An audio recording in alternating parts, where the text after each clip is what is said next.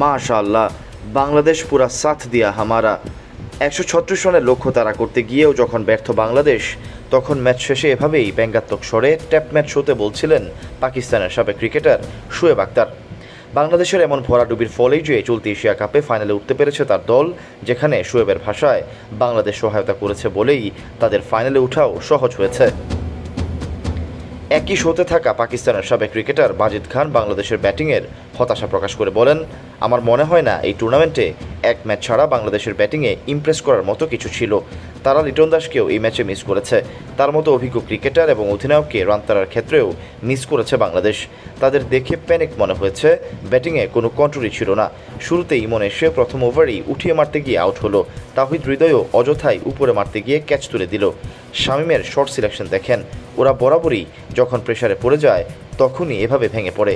জাকির আলীকে দেখেন, সে অধিনায়ক ছিল, কিভাবে ব্যাটিং করলো। বাংলাদেশের ব্যাটিংয়ে কোনো ব্যালেন্সই ছিল না। অন্যদিকে মিসবার ভাষায় এবারের আসরে টাইগারদের ব্যাটিং ইউনিট বেশ তরুণ। তিনি বলেন, বাংলাদেশের ব্যাটিং লাইন আপে বেশিরভাগই তরুণ, তাদের অনেকেই আবার ফর্মেও নেই। এরা নর্মালি দাঁড়িয়েও ব্যাটিং করেনি, প্রতি বলেই শট খেলার তাড়না, এদিক ওদিক ঘুরিয়ে মারার চেষ্টা। নুরুল হাসানকে দেখেন, হারিস রফের বল ভালো সুইং হচ্ছে, সে সুইপ মারতে গেল। বাংলাদেশের নর্মাল ব্যাটিং করতেও যেন ভুলে গিয়েছিল। আগে তামিম ছিল, মুশফিক ছিল, আর এখন তারা কী ভেবে খেলতে নেমেছিল নিজেরাও জানে না। পাকিস্তানের আরেক সাবেক ক্রিকেটার শোয়েব মালিক জানান, বাংলাদেশের ব্যাটাররা আসলে কী চেয়েছে সেটা তারাও বুঝতে পারেনি। তিনি বলেন, দেখেন, ড্রেসিং রুমে যারা ছিল তারা হয়তো বুঝিয়ে দিয়েছিল কিভাবে খেলতে হবে, তবে তা সঠিকভাবে প্রয়োগ করার জন্য আপনার তো সেই প্রসেসও দরকার। এই কন্ডিশনে আপনাকে স্ট্রাইক রোটেশন করেই খেলতে হবে। এভাবে তারা খেলেনি। তারা শট মারতে গেলেও তা সঠিকভাবে হয়নি, এক রান নিতে গেলেও তা স্পষ্ট অ্যাপ্রোচ ছিল না।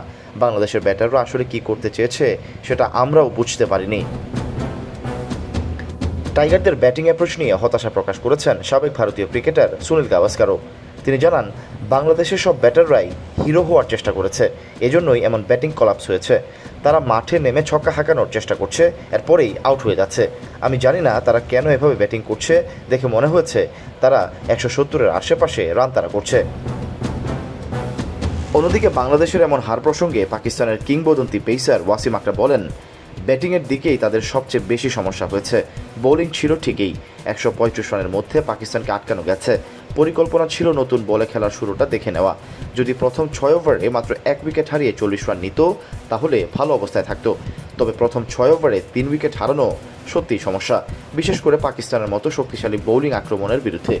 বাংলাদেশের ব্যাটাররা অনেক অপ্রয়োজনীয় শট খেলেছে। সৈয়দ সাকিব, অনফিল্ড।